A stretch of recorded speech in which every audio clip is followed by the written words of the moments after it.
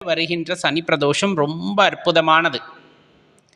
இந்த நாளில் நம்ம விரதம் இருந்து வழிபாடு செய்யும் போது உடலில் பிணி பீடை நோய் நொடிகள் இருக்குது அப்படின்னா அது நீங்கும் அப்படின்னு உறுதியாக சொல்லப்படும்.